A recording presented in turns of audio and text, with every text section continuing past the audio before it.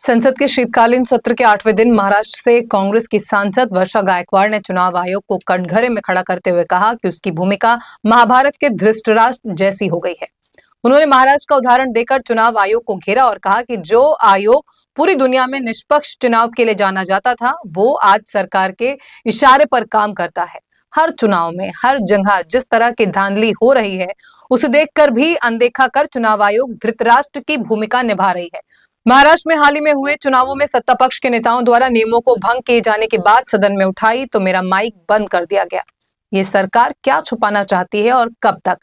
मेरी आवाज दबाने से सच तो नहीं छुप जाएगा और सच यही है कि ये सरकार वोट चोरी कर जनादेश का अपमान कर रही है। राहुल गांधी जी ने अब तक जो भी मुद्दे उठाए हैं उन पर इस सरकार को घुटने टेकने पड़े हैं और मैंने इसलिए आज सदन में भविष्यवाणी की है कि वोट चोरी के मुद्दे पर भी इस सरकार को घुटने टेकने ही पड़ेंगे। विरोधी पक्ष नेताओं की आवाज को दबाने की और सच छुपाने की कोशिश ये सरकार चाहे जितनी भी कर ले सफल नहीं होगी। मैं सम्मानीय अध्यक्ष महोदय, मुझे आज जो है वो इलेक्शन रिफॉर्म की चर्चा में जो अत्यंत संवेदनशील, महत्वाकांक्षी और देश के भविष्य से जुड़ी हुई चर्चा में भाग लेने का, हिस्सा लेने का आपने मुझे जो अवसर दिया, मैं आप सबका बहुत यहाँ पे धन्यवाद व्यक्त करना चाहूंगी। मैं कल से भाषण सुन रही हूँ अध्यक्ष महोदय, मैंने देखा यहाँ पे बहुत सारे वक्ताओं ने भाषण किया। आप सरकार के पक्ष के लोगों ने चाहे कितनी बार कहा कि जो है हमारे नेता राहुल गांधी जी के बारे में बेबुनियाद बहुत सारे जो आरोप यहाँ पे लगाए और सरकार ने चाहे ही कांग्रेस मुक्त भारत का नारा दिया हो, लेकिन जब भी कांग्रेस पार्टी ने, राहुल गांधी जी ने जो बात उठाई, जो मुद्दे उठाए, उसके सामने सरकार को अपने घुटने टेकने पड़े। जैसे आप सबको मालूम है कि जीएसटी की बात करें तो गब्बर सिंह टैक्स में रिलैक्सेशन मिलना चाहिए, रेट कम होना चाहिए, इसकी बात राहुल जी ने रखी थी। उसके बाद जो है बहुत से लोगों ने टिप्पणियां की, लेकिन उसके बावजूद भी अभी जो सरकार ने निर्णय लिया है बचत महोत्सव, जिसका पूरी तरह से जो है प्रोपेगेंडा जो है सब जगह चल रहा है। मैं देख रही हूँ कई बार समय के चाल बदल जाती है, फिर इनको अक्ल आती है। अध्यक्ष महोदय, मैं आपके माध्यम से एक और चीज कहना चाहती हूँ, यही कहानी बार बार दोहराई जाती है। जैसे आपको मालूम है कि अमेरिकी राष्ट्रपति ट्रम्प ने जो टैरिफ का निर्णय लिया, विदेश नीति के ऊपर कांग्रेस पार्टी ने जब बात आई तब बात की, आर्थिक नीति के बारे में राहुल जी ने अपनी बात रखी, नोटबंदी के ऊपर अपनी बात रखी, जब कोरोना जैसी महामारी का सुनामी आई थी तब अपनी बात रखी। सम्माननीय अध्यक्ष महोदय, राफेल के भ्रष्टाचार के बारे में मैं बोलना चाहूंगी, बात रखी और एयरलाइंस की मोनोपोली के बारे में भी बात रखी थी। और बाद में जाके ये सभी बातें जो है पत्थर की लकीर बन गई, सच साबित हुई।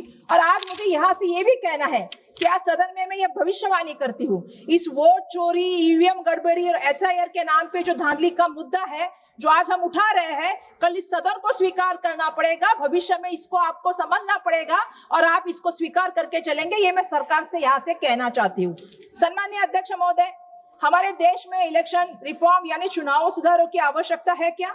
बिल्कुल, मैं समझती हूँ कि इसके लिए आवश्यकता है, लेकिन ये सुधार तभी हो सकते हैं जब लागू करने वाली जो संस्था है उसकी नीयत साफ हो। मैं देख रही हूँ आज देश में एक अजीब किस्म की प्रतिस्पर्धा चल रही है। एक तरफ भारत का रुपया और दूसरे तरफ भारत का चुनाव आयोग, इसकी और उसकी साख, ये दोनों में से कौन ज्यादा तेजी से गिर रहा है, इसमें कंपटीशन आजकल चल रही है। चुनाव आयोग एक संवैधानिक संस्था है, लोकतंत्र की रक्षक है और आज हम देख रहे हैं कि एक संवैधानिक संस्था ही संविधान और कानून की हत्या कैसे कर सकती है। सन 1950 से 2014 तक इलेक्शन कमीशन ऑफ इंडिया पूरे निष्पक्ष और स्वतंत्र चुनावों के लिए पूरे विश्व में जाना जाता था, लेकिन अभी अध्यक्ष महोदय इसकी चाल, चरित्र और इसका चेहरा बदल चुका है। आज हमारा इलेक्शन कमीशन ऑफ इंडिया आज इलेक्शन ऑफ कमीशन इंडिया नहीं रहा है। मैं इसके लिए आपके सामने कुछ उदाहरण यहाँ पे रखना चाहती हूँ। जैसा बार बार सरकार एक ढिंढोरा पीट रही थी, वन नेशन वन इलेक्शन। सम्मानीय अध्यक्ष महोदय, मैं आपके माध्यम से एक सच्चाई लाना चाहती हूँ। मैं याद दिलाना चाहती हूँ कि 2024 में भी इलेक्शन हुए थे, हरियाणा के और झारखंड के, उसके साथ ही महाराष्ट्र के इलेक्शन होने थे। यहाँ पे संसद में जितने भी महाराष्ट्र के सांसद हैं वो सब जानते हैं कि हरियाणा, झारखंड के साथ अगर महाराष्ट्र के विधानसभा के इलेक्शन होते तो रिजल्ट कुछ अलग आते, लेकिन षड्यंत्र के तहत हमारे इलेक्शन 3 महीने के लिए पोस्टपोन किए गए। और इसके बीच में अध्यक्ष महोदय सहयोग की बात देखिए, जब आपको मैं बताना चाहती हूँ विधानसभा 2019 और लोकसभा 2024 इसके बीच में जो मतदाता सूची है उसमें 32 लाख की जो है बढ़ोतरी होती है। लेकिन लोकसभा 2024 और विधानसभा 2024 इसके बीच में जो है लगभग 39 लाखों की मतदाता की वृद्धि होती है।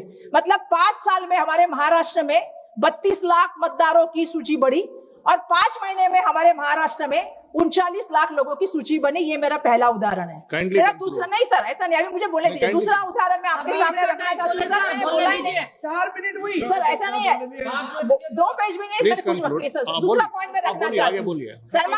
सम्माननीय अध्यक्ष महोदय, बिहार का इलेक्शन हुआ, उसके बाद चुनाव आयोग की पत्रकार परिषद हुई। उन्होंने 12 राज्यों में कहा कि एसआईआर लागू होगा। उसके बाद हमारे राज्य के सरकार की चिट्ठी जाती है और उसके ऊपर क्या होता है सम्माननीय अध्यक्ष महोदय, चुनाव जो है वो जो हमारा एसआईआर है वो रद्द किया जाता है। जैसे अमेरिका से फोन आता है हम सरेंडर करते हैं, वैसी तरह से चुनाव आयोग सरकार के ऊपर से निर्णय लेता है। बिहार में तो 2 महीने पहले आप करते हो, लेकिन महाराष्ट्र की सरकार की, तो मेरा ये कहना है कि चुनाव आयोग की जो निष्पक्षता है, चुनाव आयोग का जो काम है वो चुनाव आयोग कर रही है क्या? मुझे आज यहाँ पे पंडित एच.एन. कुंद्रू जी की संविधान सभा में कही चेतावनी याद आ रही है। उन्होंने कहा, if the electoral machinery is defective or it is not efficient or it is worked by the people whose integrity cannot be depended upon, democracy will be poisoned at the source. तो आज कुंद्रू जी की वो आवश्यकता। Sir मुझे महाराष्ट्र की कुछ बातें कहनी है, मुझे बोलने का थोड़ा मौका दीजिए। Please conclude in 1 minute please. I have given you extra time already, please. Sir आज परिस्थिति ऐसी हो गई है कि हमारे चुनाव आयोग की भूमिका जो है वो महाभारत के धृतराष्ट्र जैसी हो गई है। वो सत्ता के मोह में जो है अंधा हो चुका है। लोकतंत्र का जो है वो चीरहरण हो रहा है, संविधान की हत्या दिखाई दे रही है। उसके लिए मैं महाराष्ट्र की कुछ उदाहरण यहाँ पे तौर पे रखना चाहती हूँ। मुझे कृपया आप विनंती कीजिए, विनंती है कि जरा बोलने दीजिए। हमने क्या देखा, हमने देखा कि हमारे यहाँ पे स्थानीय इकाइयों के इलेक्शन हो रहे हैं। उसमें हमने महाराष्ट्र में देखा कि एक वीडियो सामने आ रहा है, मतदान केंद्र में एक सत्ताधारी पक्ष के एमएलए जा रहे हैं और एक मतदार महिला को एक कथित निशानी देके उसको वोट करने के लिए कह रहे हैं। एक जगह आप महिलाओं की प्राइवेसी कहने की बात करते हैं, दूसरी जगह आप मतदान किसको करना चाहिए इसकी बात कर रहे हैं।